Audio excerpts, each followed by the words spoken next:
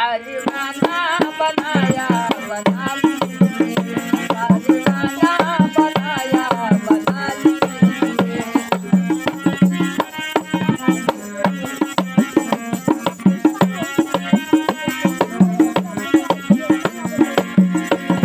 रूठना है जरूरी तो रूठो मगर रूठना है जरूरी तो रूठो मगर